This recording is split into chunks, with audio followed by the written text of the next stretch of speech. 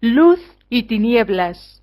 Cuestiones varias de espiritualidad católica por el padre José María Iraburu.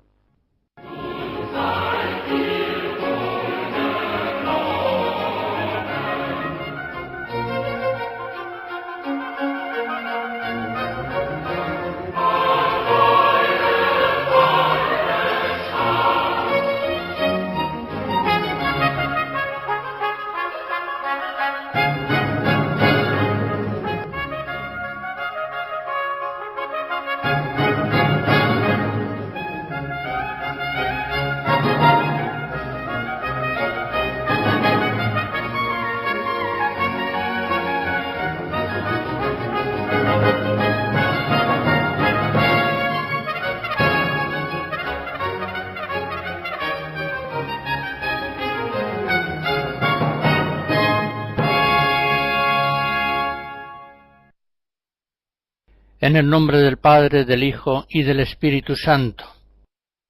Resulta un poco fuerte decirlo, pero es la verdad. Hay seminarios, hay noviciados, centros de formación religiosa, que antes que aceptar las orientaciones de la Iglesia, prefieren quedarse sin vocaciones. Estos centros de formación no pueden ignorar que otros centros, otros seminarios, otros noviciados, en circunstancias sociales y culturales semejantes, tienen muchas vocaciones, y las tienen precisamente porque se identifican con la doctrina y la disciplina de la Iglesia. Pero, por supuesto, a quienes no tienen vocaciones, este dato de experiencia no les significa nada. Ellos viven, podríamos decir, fuera de la realidad eclesial. Prefieren vivir en el mundo de sus propias ideas. Citaré un ejemplo tomado de hace unos pocos años. Un informe acerca de las vocaciones sacerdotales señalaba en cada una de las diócesis cuál era el número de habitantes que correspondía a un seminarista, y mostraba cómo la media era de unos 22.500 habitantes por seminarista. Únicamente 2 diócesis tenían más de 70.000 habitantes por seminarista, es decir que su escasez de vocaciones sacerdotales venía a ser más del triple de la media nacional. Pues bien, poco después de hacerse públicos estos datos, un formador del seminario de una de esas 2 diócesis escribía en un artículo lo siguiente: la rigidez del aparato eclesiástico termina por preferir el mantener un prototipo de cura antes que garantizar la presidencia y celebración eucarística de las comunidades. Y seguía escribiendo: frecuentemente el problema obsesión del número de seminaristas se utiliza como intento solapado para volver a los modelos negativamente clericales de antaño, o se emplea para reanudar una ofensiva sacerdotalizadora del presbiterado que viene a suponer una práctica rejudaización del mismo. Bueno, las palabras resultan más bien rebuscadas, pero lo que este sacerdote quiere decir viene a ser lo siguiente: la Iglesia es la que tiene la culpa de que nosotros no tengamos vocaciones, porque se obstina en mantener un modelo de sacerdote distinto del que nosotros, proféticamente inspirados, queremos producir. Como ven, la idea es formidable. Así piensa el formador de un seminario que prácticamente está vacío, sin vocaciones. El ejemplo que acabo de citar nos muestra cómo las iglesias locales, que no tienen fuerza para suscitar vocaciones, tampoco tienen fuerza para dar buena formación doctrinal y espiritual a aquellas pocas vocaciones que muy de tarde en tarde nacen por milagro de Dios misericordioso. Y de este modo se forma un círculo vicioso. A veces en esas situaciones faltan vocaciones porque faltan buenos seminarios y noviciados. Y señalaré también otra situación especialmente lamentable y en cierto modo semejante. Hay algunos que vienen a pensar lo siguiente: ya sabemos que si quisiéramos hacer sacerdotes o religiosos al estilo tradicional, tendríamos vocaciones, eso ya lo sabemos.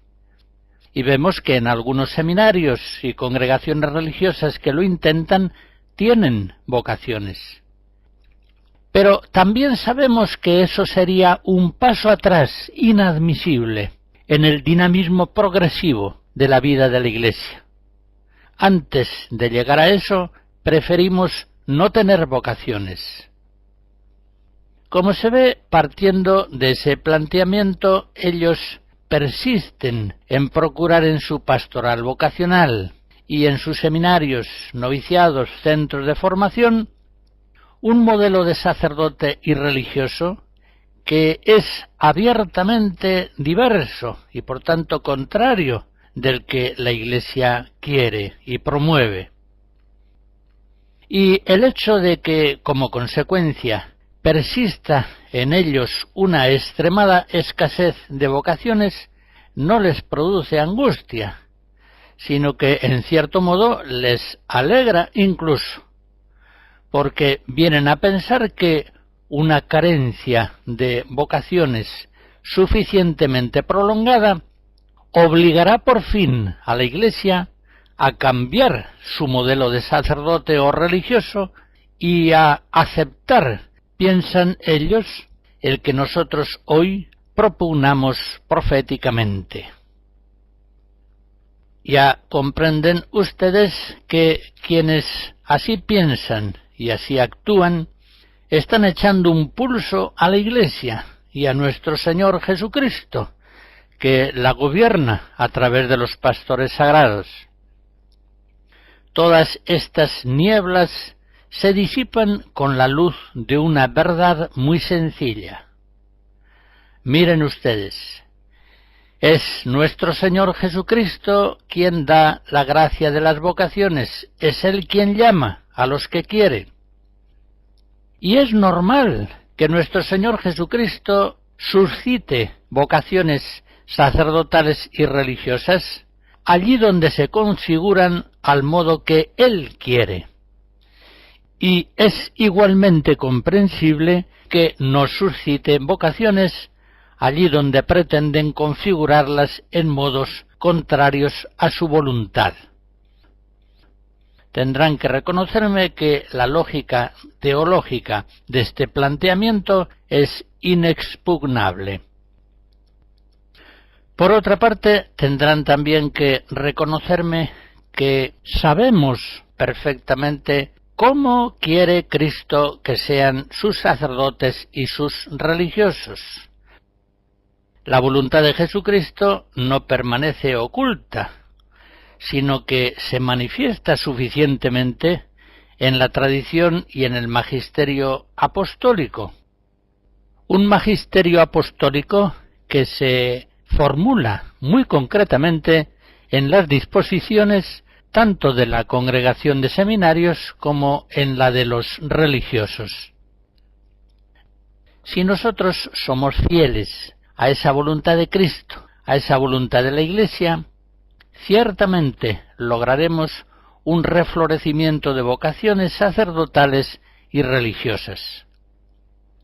Pero si nos obstinamos en promover figuras sacerdotales y religiosas contrarias a la voluntad de Cristo y de la Iglesia, ciertamente también persistirá la escasez o la ausencia total de vocaciones. De Claudio Monteverdi hacia 1600 escuchamos algunos fragmentos de las vísperas dedicadas a la Santísima Virgen María.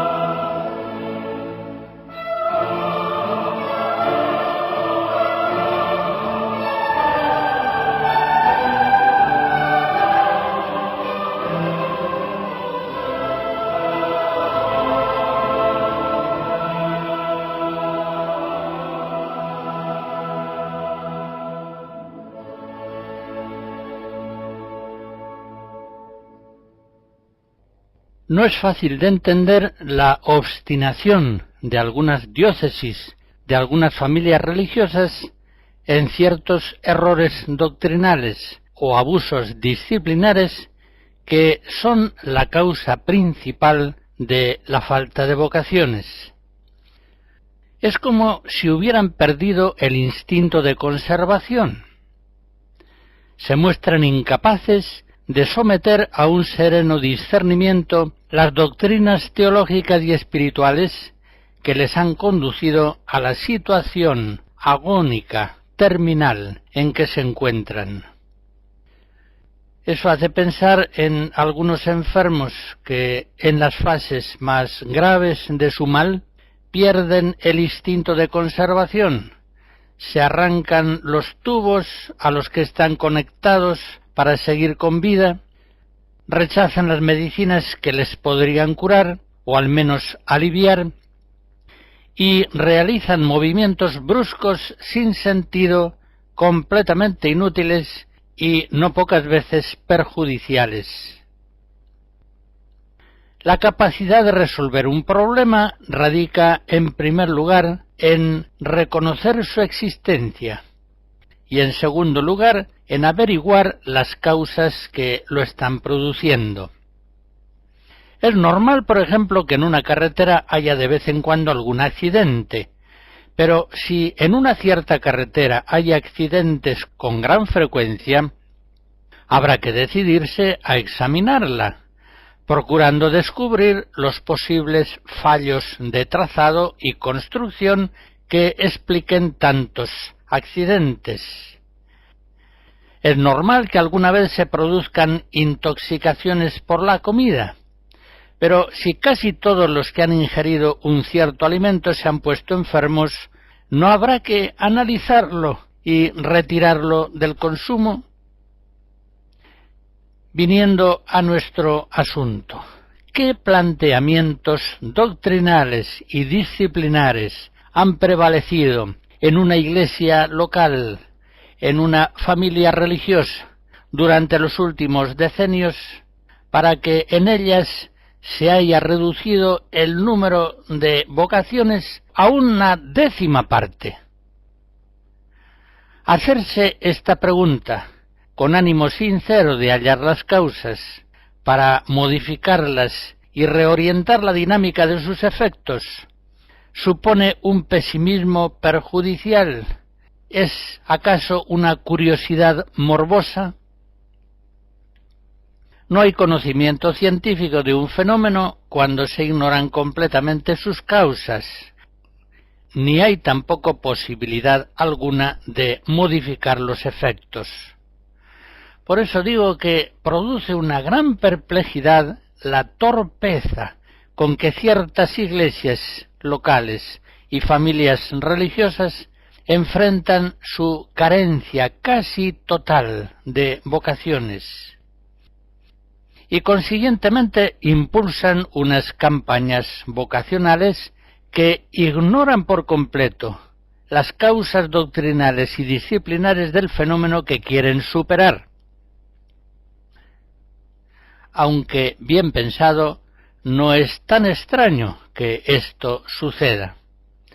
Las mismas debilidades doctrinales y disciplinares que causan la esterilidad vocacional son las que causan muchas veces la esterilidad de esas campañas vocacionales tan vanamente orientadas. Esperan obtener vocaciones con eslogans estimulantes, carteles y trípticos, días y concentraciones festivas juveniles. Todos esos medios son de suyo buenos y relativamente necesarios, pero cuando están impregnados del mismo espíritu que causa la carencia de vocaciones, lógicamente no servirán para nada, de hecho no sirven para nada. No consiguen levantar esa curva de las vocaciones que permanece caída. Este es un tema que, aunque sea brevemente, conviene considerar. Las iglesias que permanecen largamente sin vocaciones, y lo mismo diremos de las familias religiosas, muchas veces no tienen casi ni idea de cuál pueda ser la causa real de esa carencia de vocaciones, y por eso no consiguen apenas nada, aunque multipliquen sus actividades para conseguir vocaciones. Convendría que se pararan a pensar un momento y que se hicieran esta pregunta: ¿merece la pena seguir lanzando campañas vocacionales mientras se dejan intactas las causas doctrinales y disciplinares que están causando inexorablemente esa ausencia de vocaciones? Quizá con esas campañas de promoción de las vocaciones se consiga tranquilizar la conciencia y fundamentar una convicción de que en una cuestión tan grave estamos haciendo todo lo que podemos. Pero sin duda los esfuerzos serán altamente decepcionantes, y esa decepción se producirá año tras año, más aún, a lo largo de decenios.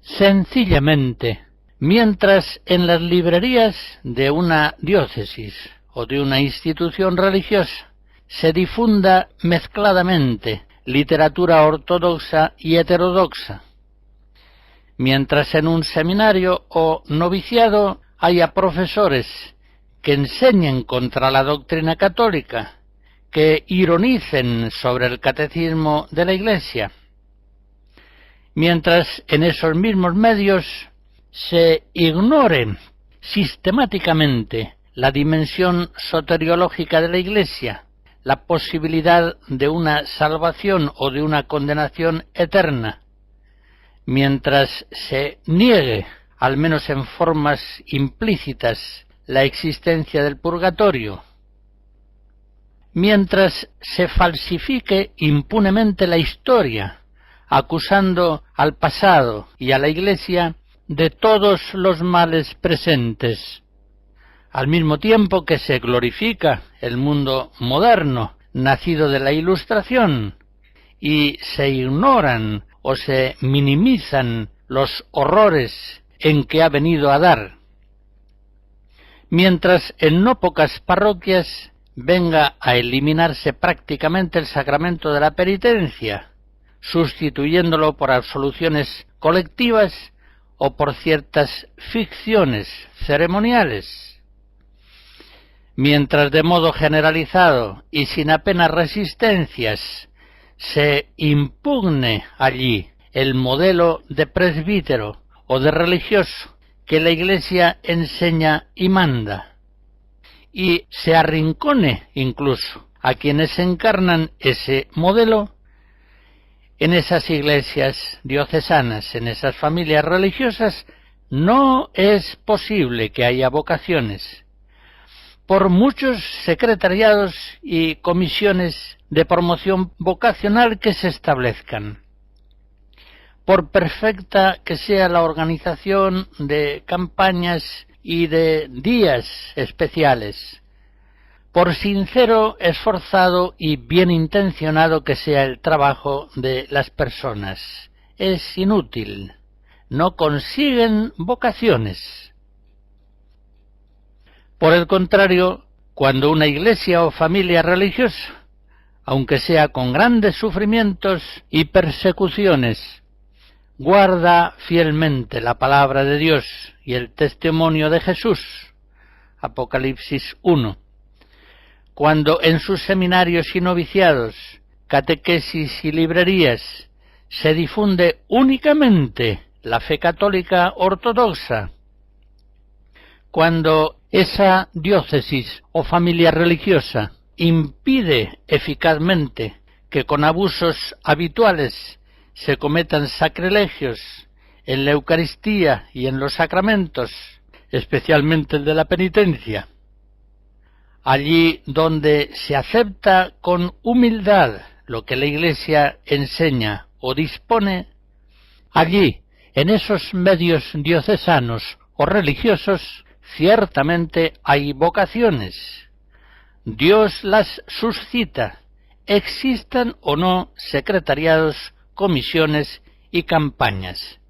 Y tanto mejor si existen, pues son medios de los que fácilmente querrá Dios servirse para lograr el acrecentamiento de las vocaciones.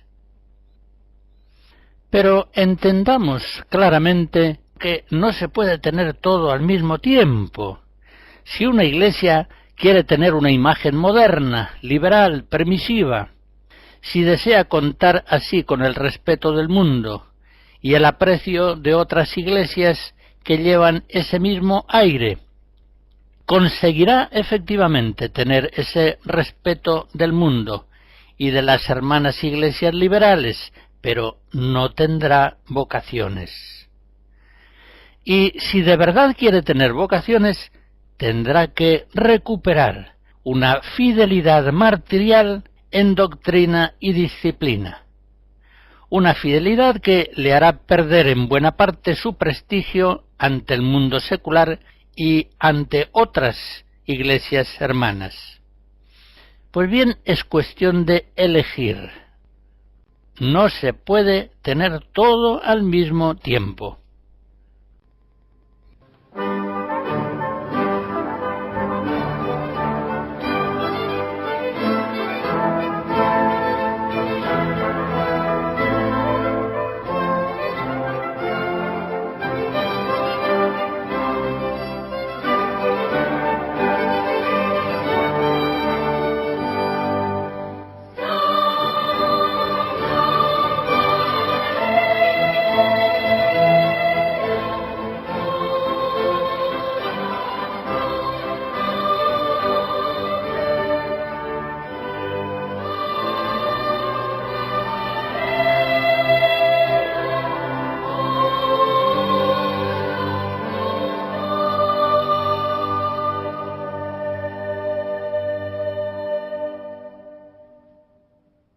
En el trabajo pastoral para suscitar las vocaciones se podrían señalar tres notas fundamentales: la profundidad, la esperanza y la oración de petición.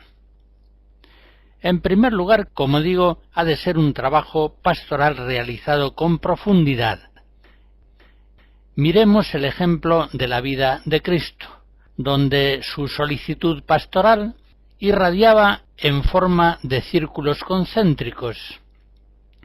Su predicación se extendía a la muchedumbre, pero era muy especialmente clara y detenida y profunda con los 12 apóstoles, e incluso dentro de los 12 tenía 3 especialmente íntimos y amigos, Pedro, Santiago y Juan, que recibían de él un cultivo personal muy asiduo y especial.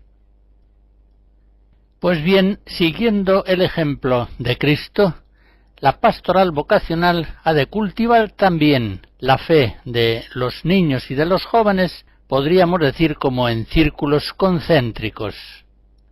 Ha de realizarse ya desde la catequesis en una dimensión extensiva a todos los niños, adolescentes y jóvenes, pero ha de insistir muy especialmente en algunas personas y grupos que están dispuestos a recibir una enseñanza y un cultivo personal más profundos. En el sínodo de 1990 sobre la formación de los sacerdotes en la situación actual, los padres sinodales, como recuerda Juan Pablo II en el número 37 de la Pastores Dabo Vobis, declararon que la crisis de las vocaciones al presbiterado tiene profundas raíces en el ambiente cultural y en la mentalidad y en la praxis de los cristianos.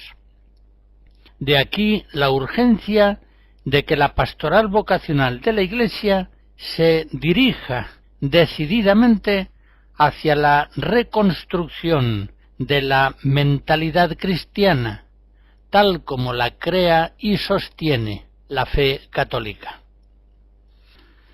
Estas palabras de Juan Pablo II, que se hace eco de los padres sinodales, nos hacen pensar que la actividad pastoral para suscitar las vocaciones, aunque ha de penetrar todas las actividades de la Iglesia ya desde la catequesis, ha de ser objeto de un cultivo más en profundidad.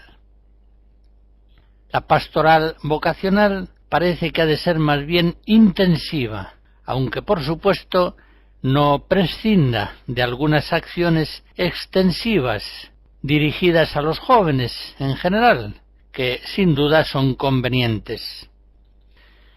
La pastoral vocacional sobre todo ha de trabajar intensa y profundamente en algunas personas y grupos. Si no hay un cultivo pastoral suficientemente profundo de algunas personas, es muy difícil en las circunstancias actuales que surjan vocaciones sacerdotales y religiosas. Tengamos en cuenta que en las iglesias con grave carencia de vocaciones, los jóvenes que tienen indicios vocacionales adolecen, sin embargo, frecuentemente de grandes ignorancias y errores. Se ven afectados por considerables atrofias, vicios y desviaciones. Por eso, para desarrollar en ellos, a la luz de la fe, una mentalidad y práctica genuinamente cristianas que les libere de un ambiente cultural mundano que está cerrado a las vocaciones, es necesaria una acción pastoral muy profunda, asidua y personal, que sea capaz de ayudarles a reconstruir completamente su personalidad cristiana. A esta última dimensión se refiere el Papa en la Pastores Dabo Vobis, en el número 40, cuando encarece en la pastoral vocacional la necesidad de practicar la dirección espiritual. Una segunda nota propia de la pastoral vocacional, la esperanza. Todos podemos comprobar que algunas iglesias, algunas familias religiosas tienen hoy vocaciones. Las tienen aunque estén rodeadas de situaciones eclesiales generalizadamente desérticas. Parecen como plantas surgidas en el desierto. Voy a citar un ejemplo concreto. En una iglesia local de Europa Cuando llegó el nuevo obispo a su diócesis, encontró en ella una situación lamentable. En el seminario, concretamente, había unos poquitos seminaristas que por lo demás estaban absolutamente confusos. En buena parte ignoraban por lo visto, y también sus formadores, en qué consistía la identidad sacerdotal. Tanto formadores como seminaristas, 20 siglos después de la primera venida de Cristo, no sabían con claridad qué es un sacerdote, cómo debe ser. Pues bien, ese obispo, puesto a la obra, en pocos años restauró la ortodoxia y la ortopraxis en la diócesis y reordenó el seminario ateniéndose a la doctrina y disciplina de la Iglesia. Como este obispo no permitía en su Iglesia errores doctrinales o sacrilegios, estos errores y estos abusos dejaron de producirse. Ya sabemos que herejías y sacrilegios viven y perviven en aquellas iglesias donde pueden darse impunemente. En 20 años, el número de los seminaristas se multiplicó muy grandemente. Pasaron de ser 10 a ser 113. Y en todo este proceso no hubo propiamente milagros. Lo que hubo fue una perfecta coherencia entre causas y efectos. Hubo un obispo que, eligiendo justamente sus colaboradores, se atrevió a trabajar con toda fidelidad doctrinal y disciplinar al servicio de la Iglesia, contando ciertamente con la gracia y con la cruz de Cristo, y apoyándose fundamentalmente en la oración de petición. Llegamos a la conclusión en este punto segundo de que ciertamente cuando se trabaja en la pastoral vocacional y en la pastoral general con absoluta fidelidad a la Iglesia y por tanto a Cristo, aunque suponga ello quizá enfrentamientos graves con el mundo y aún mucho más graves y dolorosos con la parte mundanizada de la Iglesia, hay frutos, hay vocaciones. Puede decirse en esas iglesias o en esas familias religiosas aquello de San Pablo en la 1 Corintios 3. Yo planté, Apolo regó, pero quien dio el crecimiento fue Dios. Ni el que planta es algo, ni el que riega, sino Dios que da el crecimiento.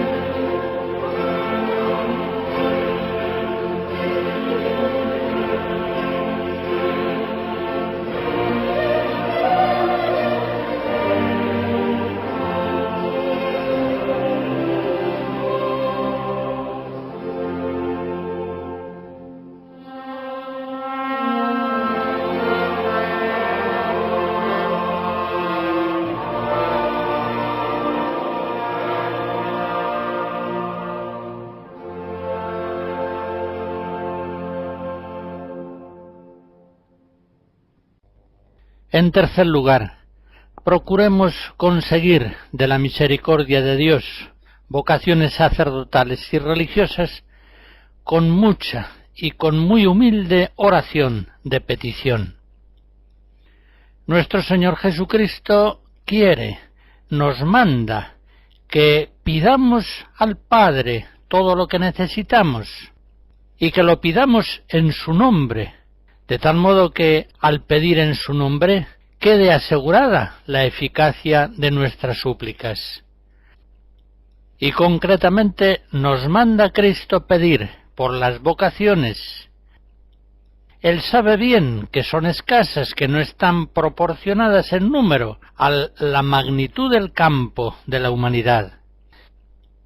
Como dice en Mateo 9, la mies es mucha y los obreros pocos.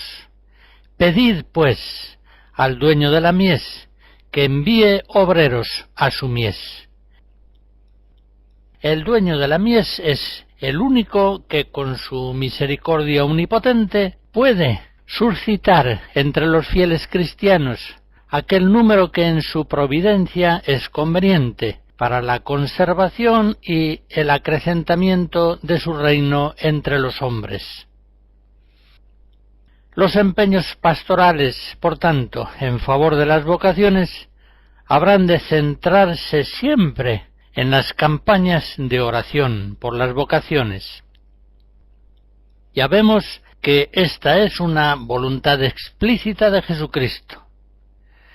Y aunque todo en una cierta iglesia estuviera mal y trastornado, la doctrina, la disciplina, la práctica sacramental, la educación, la vida moral, los matrimonios, el ministerio sacerdotal, ciertamente una oración perseverante y confiada que pide al Señor vocaciones tiene una eficacia infalible. Y más aún si se trata de una oración comunitaria.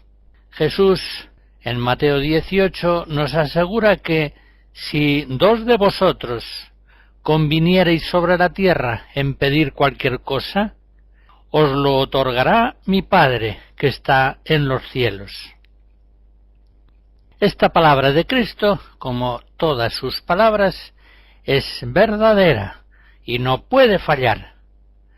Por eso, en un sentido inverso, podríamos decirnos, si una iglesia local no tiene vocaciones, habrá que preguntarse si en ella se hace suficiente oración de petición por las vocaciones. No vaya a ser, como dice el apóstol Santiago en su carta, capítulo 4, no tenéis porque no pedís. Nuestra oración de petición es infalible si la hacemos, por supuesto, en el nombre de Jesús, es decir, haciendo nuestro su espíritu, y por tanto, desde la más profunda humildad y con toda confianza. Una oración en favor de las vocaciones, no cristiana, sino más bien pelagiana, que no se funda en la bondad misericordiosa de Dios, sino que se apoya más bien en las presuntas fuerzas y generosidades de la juventud, adulando a la juventud lamentablemente. Es una oración que, por muy comunitaria que sea, no tiene por qué obtener lo que pide, pues no está pidiendo al Padre en el nombre de Jesús, no está haciendo esa oración en el Espíritu de Cristo. Tengo ante los ojos un tríptico preparado para un encuentro vocacional, y en él se halla una oración de súplica por las vocaciones que voy a leer. Confieso que la voy a leer caricaturizándola un poquito. Es una oración que viene a decir lo siguiente: Señor, te damos gracias por este encuentro, en el que hemos reflexionado sobre el modelo de iglesia y de sacerdote que querríamos los jóvenes. Hemos comprendido que el estatus general en que se encuentra sumergida la iglesia hace de ella una estructura jerárquica que poco o nada tiene que ver con el mundo real, del cual está cada vez más distanciada. Son muchos los que consideran la Iglesia un negocio, un montaje, un sistema de poder o cosas aún peores. Nosotros los jóvenes queremos que la misa sea una comida familiar, no una obra de teatro. Nosotros queremos que la catequesis sea una reunión de amigos, no una clase. Queremos menos dogmas y más diálogo dentro de la Iglesia. Queremos tantas cosas, pero también hemos comprendido, Señor, que no cambiarán las cosas sin la creatividad y el impulso nuevo de la juventud que, etcétera, etcétera, no sigo. Ya comprenden ustedes que con oraciones semejantes no se consigue de Dios el don preciosísimo de las vocaciones. En realidad, aquellos que se atreven a orar en tales actitudes están ofendiendo gravemente al Señor. La oración de petición infalible, la que conmueve el corazón de Dios, la que consigue de Él todo, también las vocaciones, es la oración humilde y confiada, hecha en el nombre de Jesús, es decir, poniéndole a Él como mediador y asumiendo plenamente su espíritu. Es la oración que, incluso en las situaciones más lamentables de iglesia local, todo lo consigue de Dios, pues se dirige a Él desde lo más profundo de nuestra impotencia, de nuestra infidelidad, de nuestras culpas. Como dice el Salmo 29, de profundis clamavi a te, Domine. Desde lo más profundo clamé a ti, Señor. Señor, escucha mi voz. Si llevas cuenta de nuestros delitos, Señor, ¿quién podrá resistir?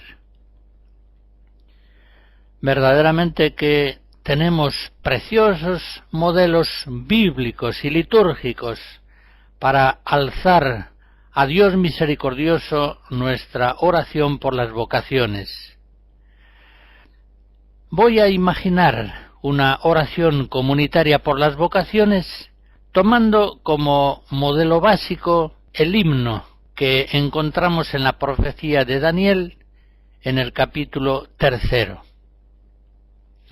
Bendito eres, Señor, Dios de nuestros padres, digno de alabanza y glorioso es tu nombre, porque eres justo en cuanto has hecho con nosotros, dejándonos sin pastores, sin sacerdotes, permitiendo la dispersión de tu rebaño, la ruina de tu templo.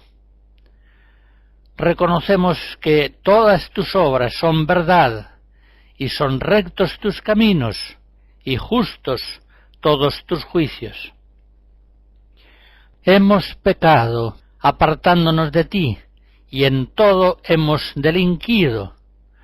Nuestros padres, y también nosotros, buscamos nuestros intereses, y no los de Jesucristo.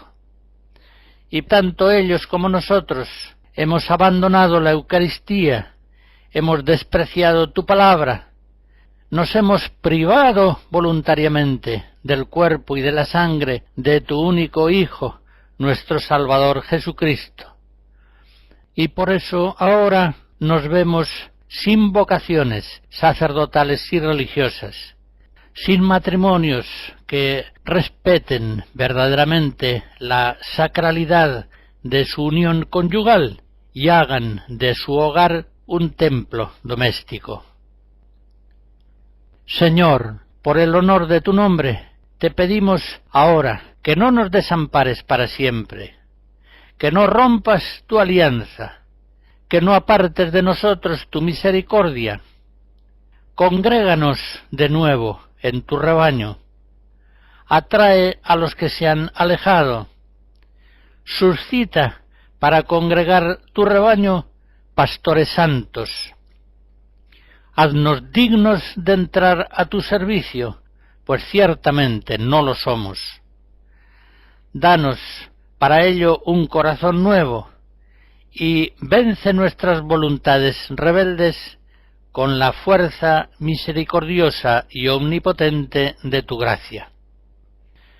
Por Abraham, tu amigo, por Isaac, tu siervo, por Israel, tu consagrado, a quienes prometiste multiplicar su descendencia como las estrellas del cielo, como la arena de las playas marinas, por Jesucristo, tu Hijo, para que su muerte en la cruz no sea vana, por la Santísima Virgen María, para que muchos hombres la conozcan y la amen, por tus santos apóstoles Pedro y Pablo, por todos los santos, te pedimos vocaciones sacerdotales y religiosas que no merecemos a causa de nuestros pecados e infidelidades.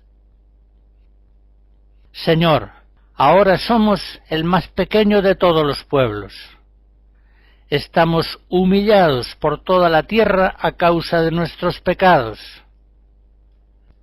Si seguimos por el camino que llevamos, nos veremos obligados a decirte: no tenemos profetas, ni jefes, ni sacerdotes, ni seminaristas, ni religiosos, ni sacrificios, ni ofrendas, ni un lugar donde ofrecerte primicias para alcanzar tu misericordia.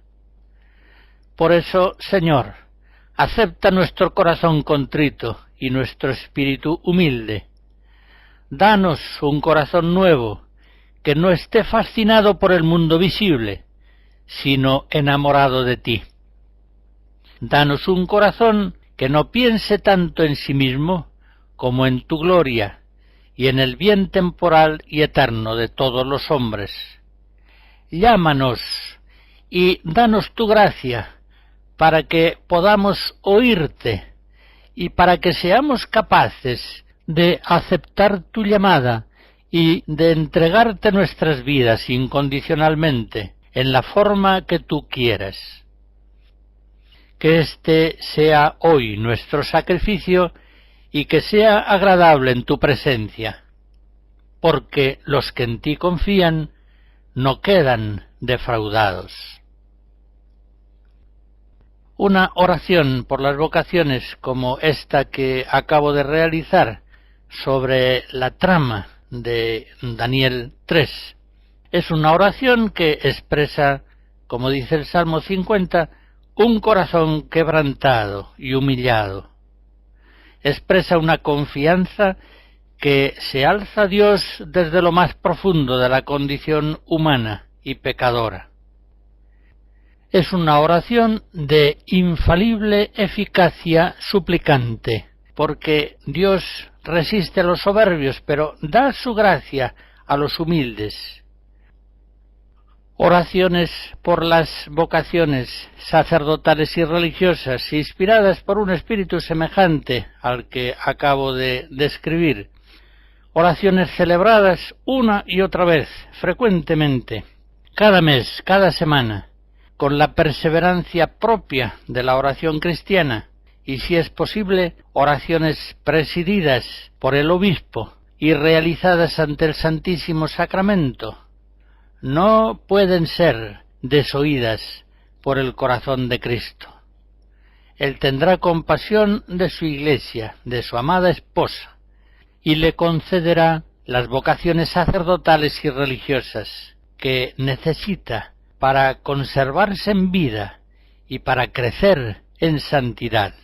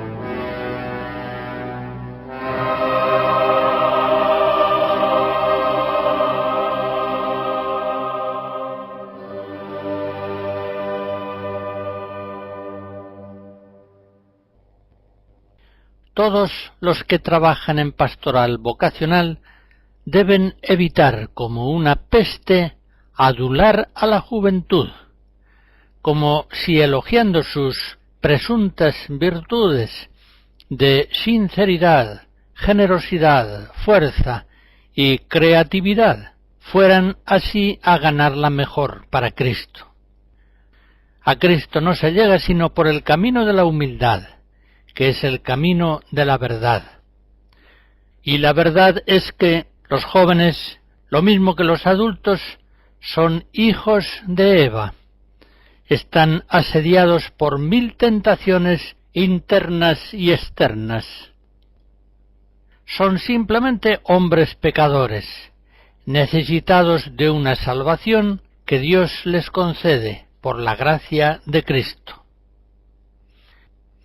El elogio adulador de la juventud implica una concepción de la vida humana sumamente falsa y pesimista, como si la juventud fuera sinónimo de verdad y de generosidad, como si por simetría la condición adulta del hombre, y aún más su vejez, estarían caracterizadas por el egoísmo y la cobardía, la mentira y la hipocresía.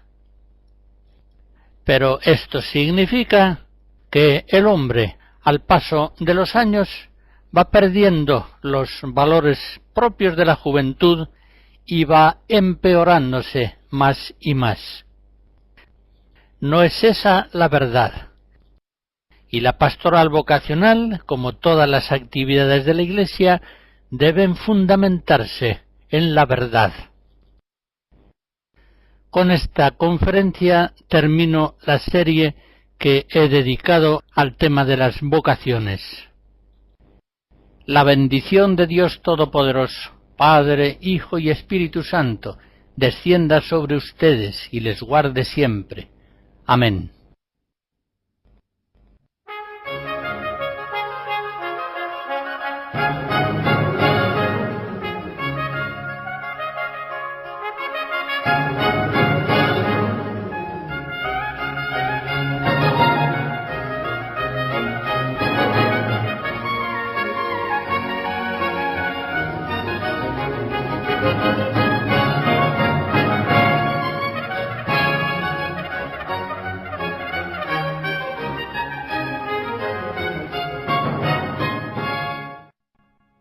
Hemos escuchado Luz y Tinieblas, cuestiones varias de espiritualidad católica por el padre José María Iraburu.